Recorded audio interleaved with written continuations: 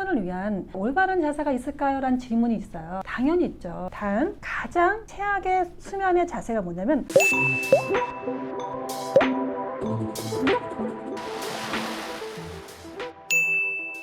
안녕하세요. 네, 닥터그레스의 이경수입니다. 저희 지난주에 사랑에 관련된 주제를 가지고 여러분과 다뤘는데 반응이 너무 폭발적인 거예요. 오늘은 좀 더 재밌는 이야기를 가지고 여러분들이 정말 궁금하신 하실 만한 화제를 가지고 왔습니다. 그게 바로 뭐냐면 슬리핑이에요. 슬리핑. 불면증과 숙면에 관한 얘기를 좀 다룰까 해요. 아마도 불면증을 앓고 계시지 않은 분들은 이 고통을 잘 모르세요. 근데 이 불면증을 한 번 정도라도 거쳐 가셨다는 분이라면 제 영상을 반드시 보셔야 합니다.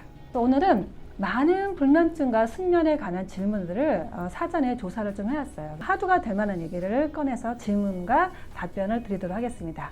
자, 첫 번째 질문은 뭐냐면 이렇게 왔네요. 제가 수면 장애가 있는 것 같아요. 그리고 올바르게 잠을 자기 위해서 숙면을 위한 올바른 자세가 있을까요? 라는 질문이 있어요. 당연히 있죠. 우리가 아가일 때는 실은 대자로 잔다고 하는데 옛날부터 대자가 참 좋아요. 일단 여러분들이 척추라는 것이 있는데 일자는 있을 수가 없어요. 그러니까 자연스러운 S자를 형성하는 게 되게 좋거든요. 베개의 높이도 딱 정해져 있어요. 성인 보통 남성들의 베개의 높이는 4cm에서 6cm 정도가 적당하다고 나오고요. 여성은 3cm 정도가 적당하다는 게 있어요. 그래서 자연스럽게 허리를 늦추시고 그다음에 무릎의 밑에다가 베개 정도 올려놓으시면 그런 S자 모양을 좀 유지할 수가 있어요. 그리고 그 대자로 잔다. 이게 뭐냐면 손바닥은 천장을 보고 주무시면 훨씬 나으실 것 같아요. 이 두 가지 사항만 지켜도 훨씬 숙면에 도움이 될 것 같아요. 단 가장 최악의 수면의 자세가 뭐냐면 엎드려 자는 자세예요. 엎드려 잔다 생각해 보세요. 여러분은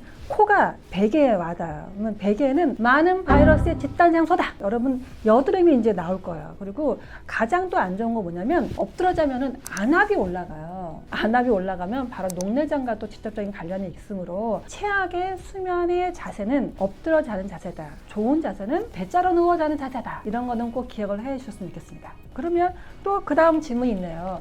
숙면이라고 하는 거는 몇 시간을 자면 좋을까요? 삶의 주기가 90세로 보면은 인간의 수면은 36%예요. 다시 말해서 32년을 잠을 자야 된다는 거예요. 잠을 자는 기간 동안에 퀄리티 좋은 수면의 질을 유지를 해야겠죠. 근데 그것들이 쉽지가 않아요. 그래서 그런 거를 따져본다면 적정한 수면의 시간은 6시간에서 8시간을 나와 있어요. 근데 그 수면도 우리 삶의 생애 주기에 따라 굉장히 틀려요. 아가들은 굉장히 길고 그러니까 청소년 그리고 시니어 대수로 수면이 짧아지죠. 수면이 어쨌든 짧아지면 여러 가지 부작용이 있어요. 그러니까 불면증이라고 하는 것의 부작용이 뭐냐면 기억력을 굉장히 저하를 시켜요. 그리고 기억력을 저하시키면 그 앞당겨서 우울증이 와요. 우울증이 오면은 여러분들이 호르몬의 부작용에 의해서 면역력이 저하가 돼요. 이런 여러 가지 불면증으로 인한 부작용이 굉장히 크다는 것을 여러분들이 꼭 기억을 하셔야 될 것 같고 그런 문제점은 많이 알아요, 박사님. 이런 거 말고요. 그러면 불면증을 해소할 수 있는 방법을 알려주세요. 네, 여러 가지가 있지만 저는 잠자기 들어가기 전에 15분 전에는 모든 감각을 다 차단을 하라 그래요.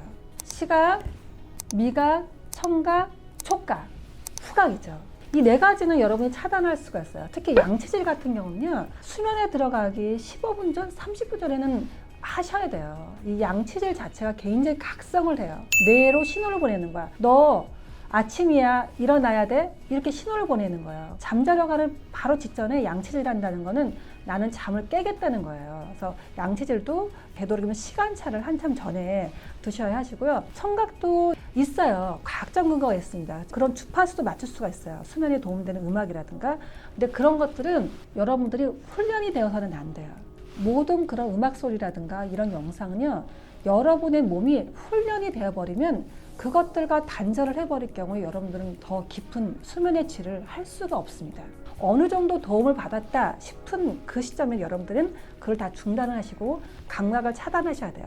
다 그럼 차단했어요. 근데 여러분들은 숨을 쉬어야 되잖아요. 후각을 차단하면 어떻게 되는 거죠? 꼴까닥 죽죠. 그러니까 후각은 차단할 수가 없는 거예요. 제가 이제 중요하다고 생각하는 게 뭐냐면 후각이 차단이 안 되는 대신에 후각을 통해서 들어가는 향으로서 수면의 깊이, 수면의 질을 향상시킬 수 있는 무언가가 있지 않을까. 있습니다. 특히 이제 수면에 좋은 향이 대표적인 게 라벤더라고 많이 여러분들 알고 계실 거예요. 라벤더는 편안한 이안에 도움은 되지만 깊은 수면까지는 아직까지는 잘 모르겠어요. 근데 굉장히 안정적인 상태로까지 유도가 돼요. 깊은 숙면은 델타파, 세타파. 또 감독님이 손을 번쩍 드시네요. 그런 얘기 하지 말라고. 그런 얘기까지 않더라도 델타파, 세타파까지 유도가 되는 향들은 대표적인 게 캐모마일, 마조랑, 로즈가 있어요. 로즈 향은 여러분 특히 이제 수험생들한테 제가 좀 강추하고 싶은 게 뭐냐면 수면 시에 로즈 향을 흡입하고 숙면을 들면은 그 다음날 학습 능력이 매우 좋다는 연구 결과가 나왔어요. 그것도 좀 도움이 되시지 않으실까 싶습니다. 그러면 향은 어떻게 흡입을 하나요? 네, 여러 가지 방법이 있습니다. 향을 흡입하는 방법은요. 흡입법, 마사지법, 호흡법, 방향법 여러 가지가 있지만 간단해요, 여러분. 여기다 이런 오일 버너에다가 이렇게 좀 좋은 향을 오일을 이렇게 넣어 놓으세요. 그럼 이게 바로 흡입이 하는 거예요. 이렇게 숙면하기 전에 이렇게 하고 하면은 향을 기억을 하고 이 향이 충분히 방 안에 공간에 향이 이제 발산이 되면서 여러분에게 수면의 질을 높여줄 수가 있습니다. 이거 말고 또 다른 게 뭐가 있나요? 여러분들 샤워를 하거나 이제 목욕 후에 로먼 캐모마일이라든가 마조람이라든가 라벤더라든가 로즈, 넬로리 이런 것들이 섞여져 있는 바디 오일을 이렇게 발라주시고 주무시면 그것도 깊은 수면에 굉장히 큰 도움이 될 거라고 생각이 됩니다. 캔들 같은 경우도 태워야 되는 거라서 그런 거는 제가 권장해드리고 싶지 않습니다.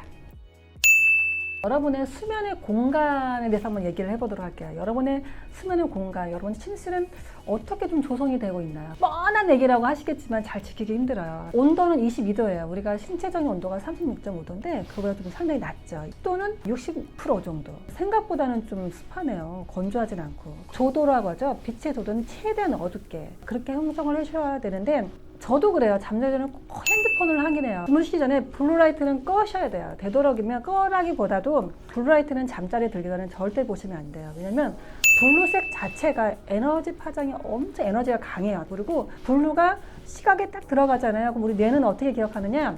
아침이다. 깨어나세요 주인님 이렇게 된단 말이죠. 그러니까 블루라이트는 수면 전에는 차단을 하셔야 돼요. 수면과 불면은 여러 가지가 중요한 면이 있어요. 좀 전에 말씀드렸지만 젊은 사람들이 어쨌든 시니어보다는 기억력이 좋습니다. 그 이유는 수면과 굉장히 직접적인 관련이 있기 때문이에요. 그래서 기억력이 좋아야지 여러분들이 나중에 디멘시아 이런 거 안 걸리잖아요. 저도 굉장히 조심스럽습니다. 그래서 저도 그런 예방 차원에서 숙면을 하려고 그리고 수면의 질을 높이려고 많이 노력하고 있어요. 오늘 하루 또 여러분에게 좋은 정보로서 도움이 되셨으면 좋겠는데 도움이 되셨으리라 생각합니다. 그리고 다음에도 좀 더 유익한 정보를 가지고 다시 돌아오겠습니다. 제가 돌아오지 않더라도 꼭 구독해 주시고 좋아해 주시고 알람 해주셔야 돼요. 이런 건 말 안 하고 싶지만 해야 됩니다, 여러분. 꼭 해주시고 다음에 여러분 꼭 봬요.